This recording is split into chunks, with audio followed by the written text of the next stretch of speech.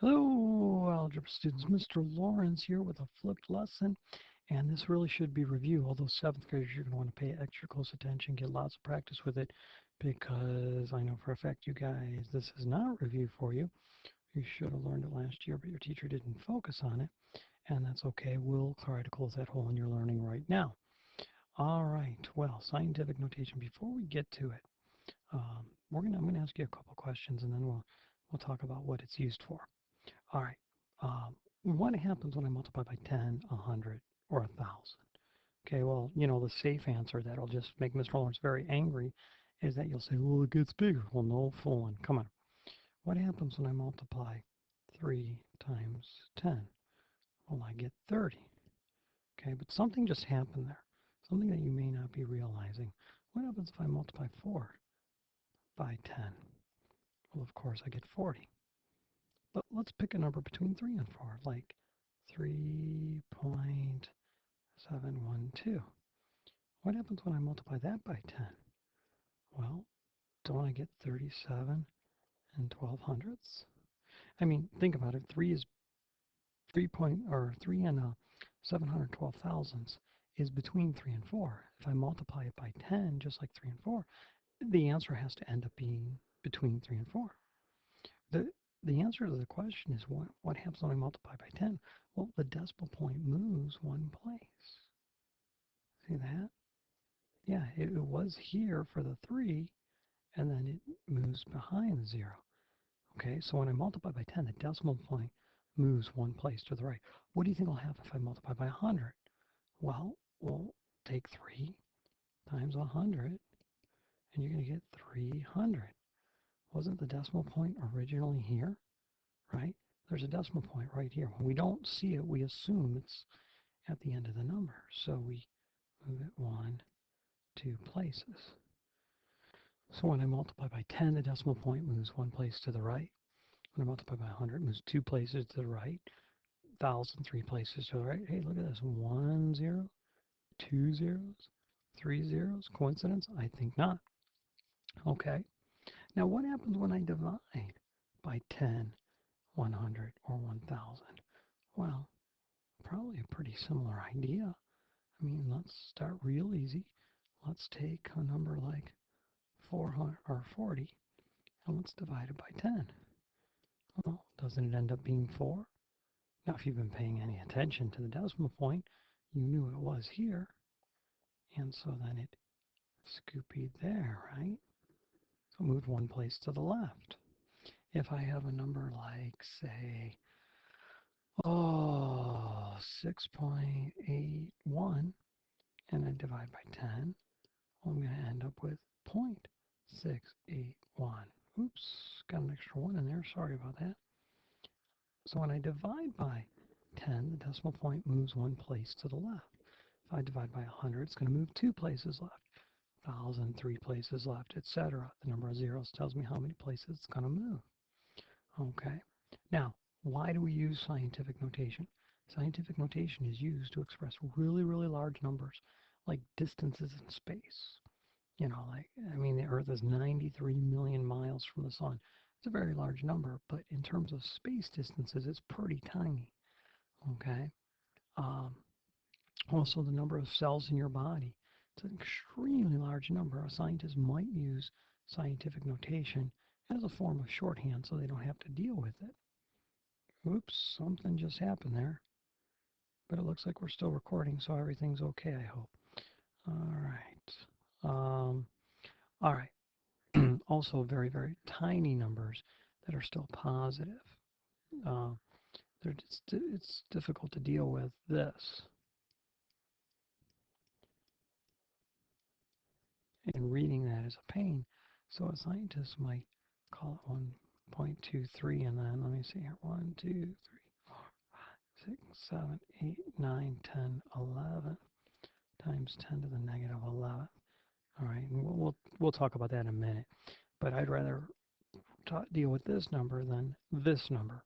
And this is the scientific notation form of the number. That's all it is. Numerically, they're the same thing. Okay. What you need to know, to be in scientific notation, you need to have one non-zero digit followed by the decimal point. Okay, so for example, this is not scientific notation because there are two non-zero digits followed by the decimal point. So that is not scientific notation.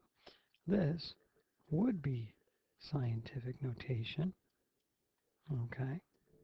Even though these two numbers might be equal to each other, this one is scientific notation.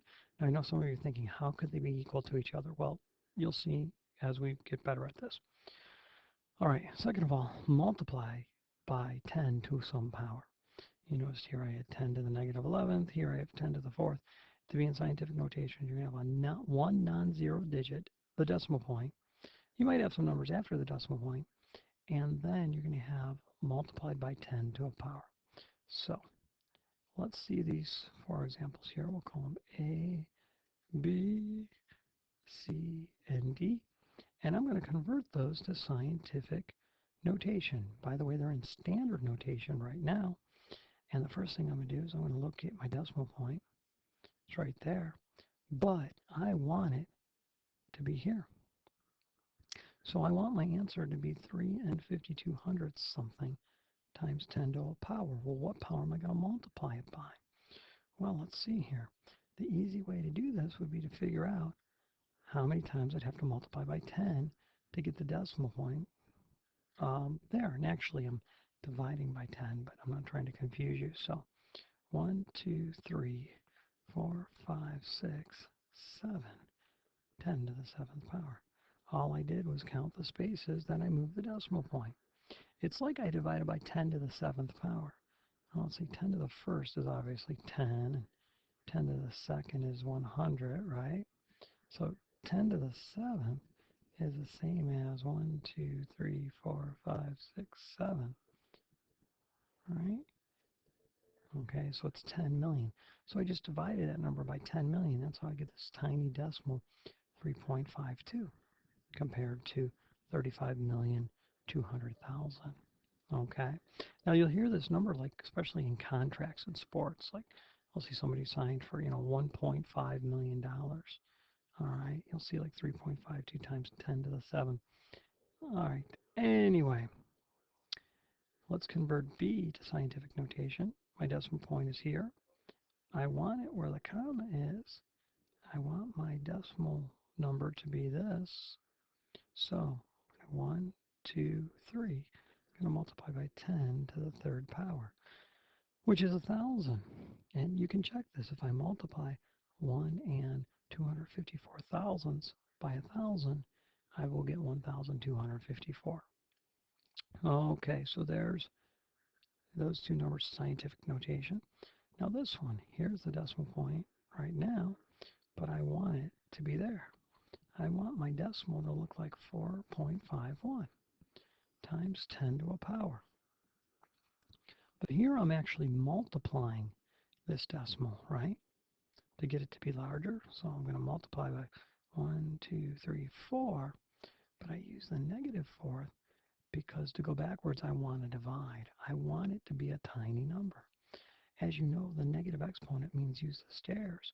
So this would be the same as 4.51 over 10 to the 4th power, which is 1, 2, 3, 4, 10,000, right? And when I convert that to standard notation, that's going to become quite small, like that. Okay, this is scientific notation answer. This is what's going on mathematically to tie in the connection with the negative exponent. Okay, this one here, we're going to want 1.27.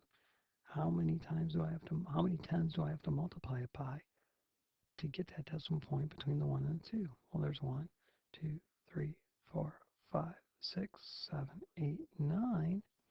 So I'm going to multiply by 10 to the negative 9th power. All right, hopefully you're catching on here.